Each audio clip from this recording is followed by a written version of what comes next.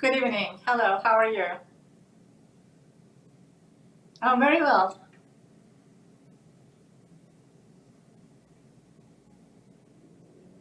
I try.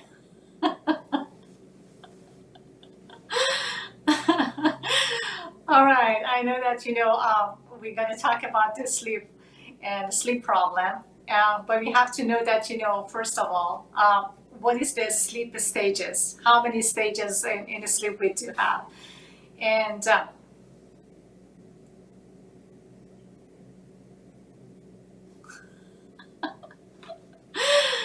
all right, sure. Uh,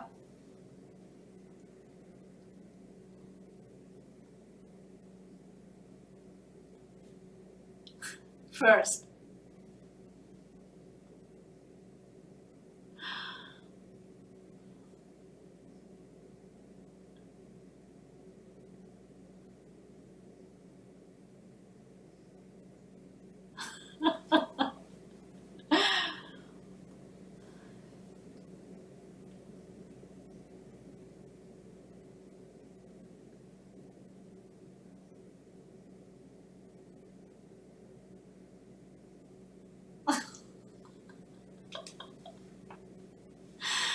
I didn't say anything. Thank you so much. It's a pleasure to be with you and with your audience.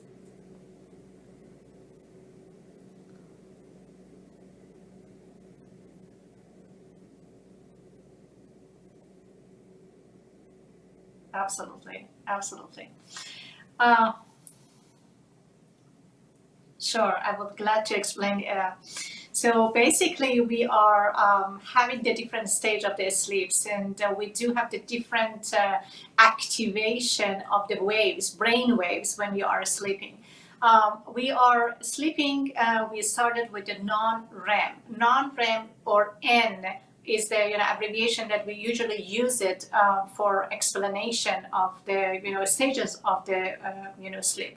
N1, which is the first stage of the sleep, you are kind of drowsy, but you are conscious, and you are opening your eyes, and then feel that I want to go to the bed. So this is the time that you are in the stage of the one and one. And in this stage of the one, we do have the theta waves. And in theta waves, which is a very short, brief period of the sleep, we go suddenly a little bit more deeper to the N2, which is a little bit more deep when we are getting tired and we feel that we need to sleep. And after that, we are going to the stage 3, which is the N3. I should tell you that in a stage 2 we do have the waves. We call it as a K complex. But in a stage 3 we are going a little bit deeper, and we do have the delta waves. In delta waves we do have the type of like enuresis, means that the children in that stage do the bedwetting, or they get wet during in the middle of the night. So based on what stages of the sleep we do have the different type of problem, and we do have the different type of the approach for that kind of issues or problems. But when we go a little bit deeper and deeper, we're going to the REM. REM is a rapid eye movement, and rapid eye movement means that your eyes is moving back and forth, and in that stage your mind is so active. All of the files are trying to be ordered and classified. All of the information and data is classified and ordering and interpretation. All of the information that you absorb during the day in that stage will be classified. But it's in REM. We don't call it as is REM. Absolutely. N means that non-REM, but when we are talking about the REM, it's totally different. So yes, basically in REM we do have the dreaming. We do have in REM. Yes, in REM.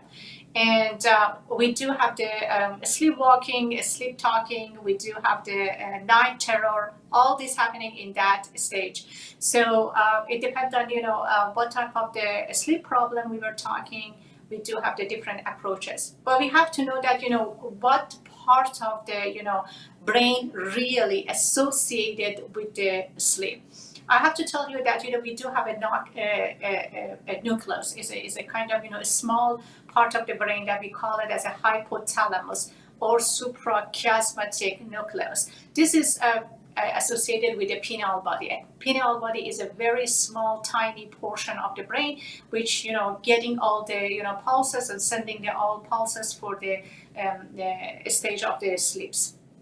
But all of these, areas are associated with the prefrontal cortex in the upper area and the lower area, which is the brain stem.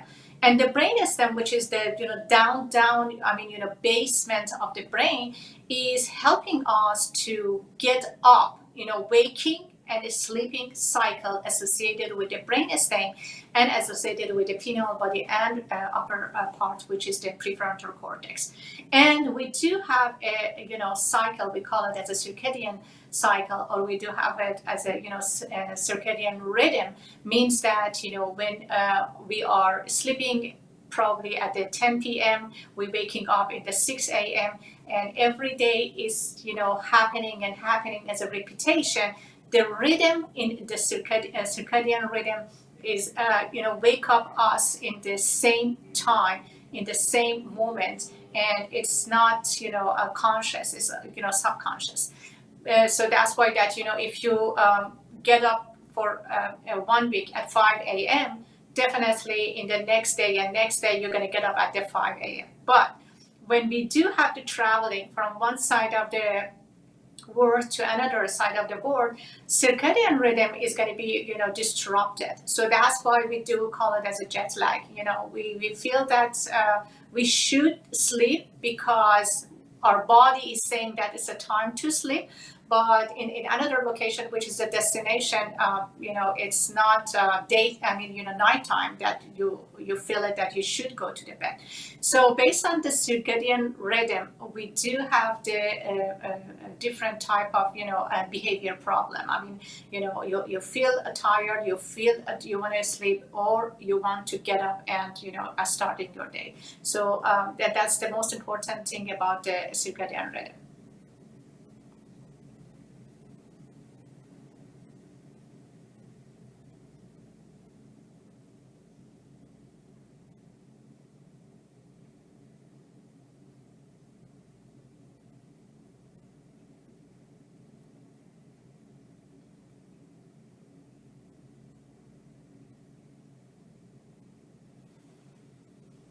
Every question is a good question.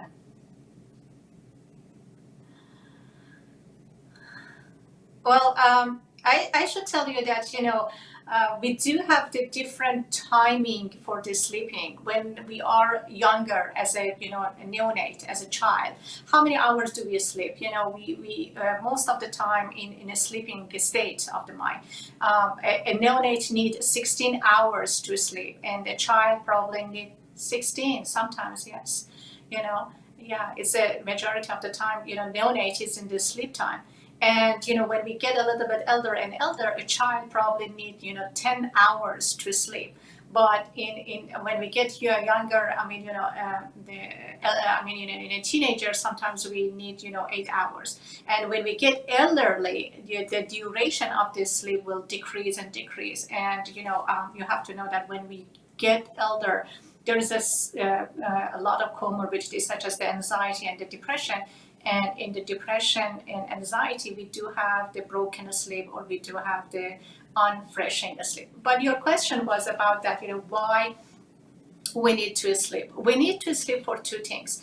One is that we need to store the energy for the daily activity for the next day. So by sleeping, we are storing the energy that we have to manifest it as a next day performances. The other one is that is refreshing for the cognitive state of mind. So when we are sleeping, we are refreshing, we are, regenerating all of the, files and information and data that came already to the system, and we are trying to reordering them and, putting them in, the place that it should goes.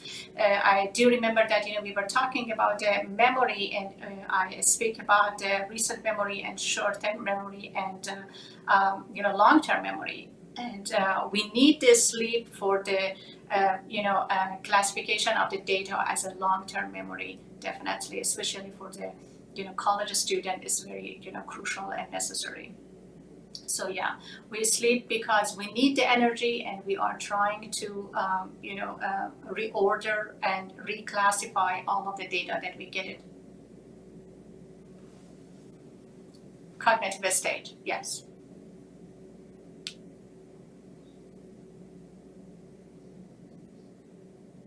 A lot of things. That's a very big, a broad questions, and we have to know that what is the. No. I'm gonna go briefly, talk about it. Yeah.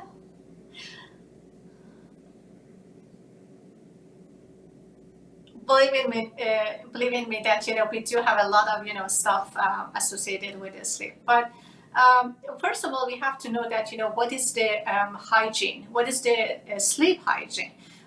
We have to, yeah.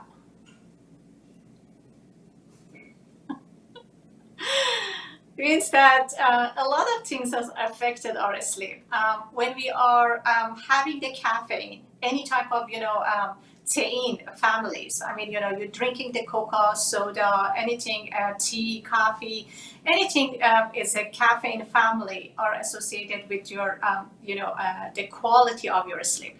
So I absolutely recommend that not drinking the caffeine after 2-3 p.m. If you want to have a good sleep at the night, do not. Yes. Oh,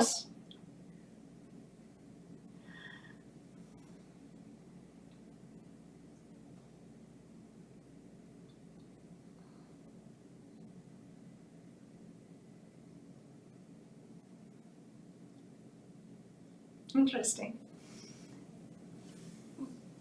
But you don't have this sleep problem. I'm saying, for the people that they do have this sleep problem, not drinking the caffeine, any type of the drink which is associated with the caffeine intake. So one is the our social habits. The other one is that when we are tired, we have to go to the bed. When we are, feel that we are going to sleep, we have to go to the, bed. Bed is only for sleeping, and the other one is the sex. Nothing more than that. You shouldn't.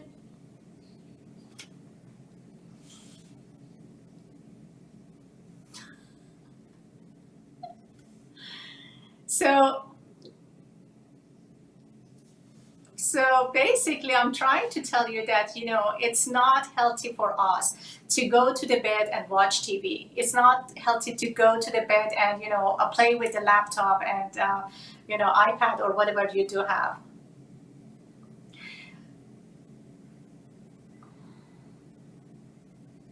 Your brain will associate the location. Location is very important. When you are in the bed and you try to turn it to the sleeping location, your brain is following up the data that you already put in the system. But if you lay down in a couch and you feel that I'm going to the bed later on, your brain is going to get confused. Where is the place for the sleeping? Is the couch or is the bed? Should I sleep? Should I fall down? Or I should be awake and do something else. So yes, it's very, very important which location we usually use to sleep. So that's why I usually recommend it to all of my patients that bed is just for the sleep, is for the sex, nothing more than that, and never ever goes to the bed for 2 hours watching the TV, play with your laptop or your iPad. So one of these is how and where we chose to sleep. The location is very important. The other one is the sounds. we have to decrease all of the unwanted sounds. If your partner is snoring, it's definitely affect your sleep, and you don't get refreshing sleep and get enough energy for the next day. So we have to decrease.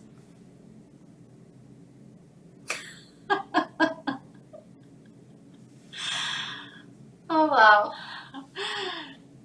No, we don't recommend any type of the noises in, when we are sleeping. We need a quiet place. And the light is very important too. You have to decrease the level of the light. I heard from many, many patients of mine regarding that. I go to sleep in the couch. I go to sleep, when the light is on. I go to sleep when the TV is on. And they expected to have a good refreshing energy and new person, with a new mind activity next day, but it's not going to happen. When we do have this type of the problem, definitely is affected the next day. Another thing that I should tell about the affecting the sleep is that how much we get the nutritious stuff, how much is our daily intake, and how they are appropriate.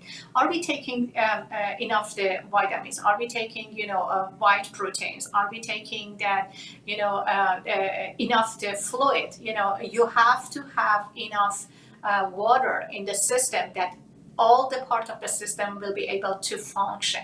So that 60%, it depends on the gender, 60% to or 50% of the body, whole body is water, and we need water. I know many patients are not having the habitual drinking of the water during the day, and they get dehydrated, they get frustrated, they get anxious and nervous, and they believe that they can sleep and have a refreshing mind, which is not true. You have to drink enough water during the day, but decrease the amount of the fluid after the evening time, because sometimes many patients does have the prostate hyperplasia, and cause the going to the bathroom in the middle of the night, and then broken sleep will happen.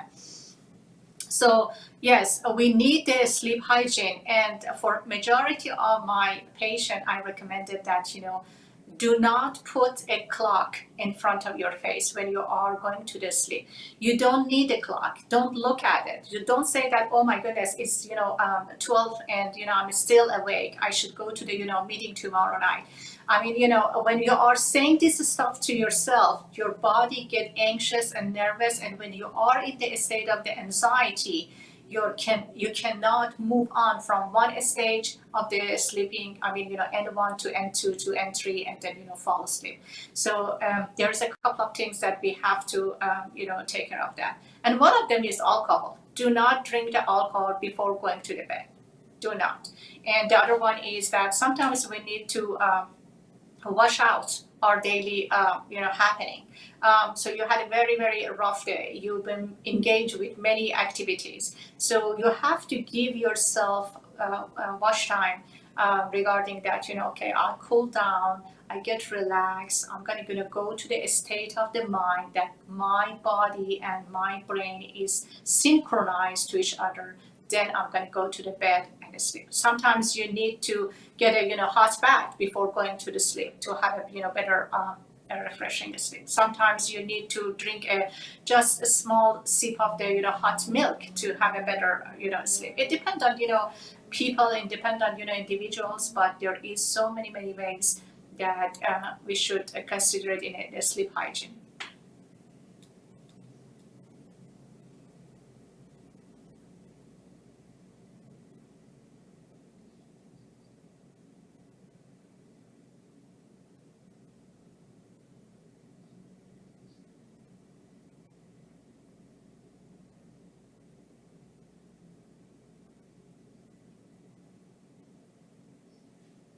Absolutely.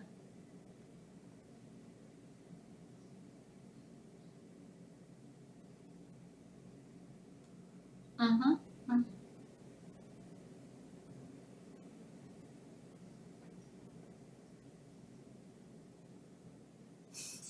That's not the sleeping, that's the different entity.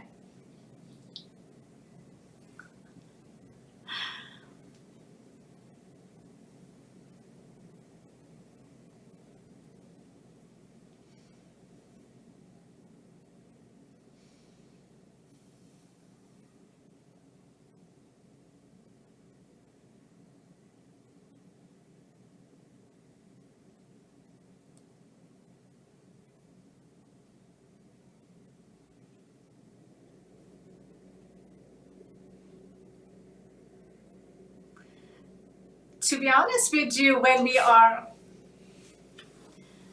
no, our brain is so fascinating. It's so complex and it's so interesting. And when you are trying to study the brain, when you're trying to understand what is going on in our emotion, in our feeling, in our behavior, and in all different type of the neurotransmitter which are associated with the whole brain. I mean, not just the, lower part in the middle, which is the mesolimbic, and upper part, which is the, prefrontal cortex. These are so fascinating. And to be honest with you, neurobiology and neuroscientists, with a lot of imaging, such as the MRI, PET scan, fMRI, they are trying to find out what's going on really happening in the brain. And I can tell you that from today to 50 years ahead of us, we do have totally different perspective about the brain and the neuroscience and the treatment of the diseases that we are struggling at this moment with them.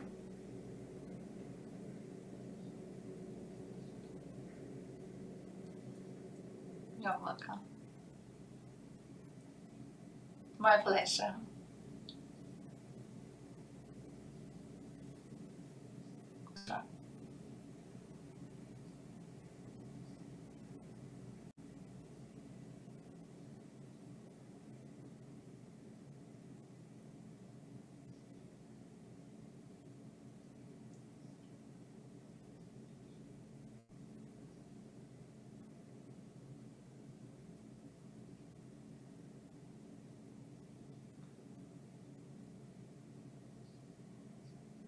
Definitely. My pleasure.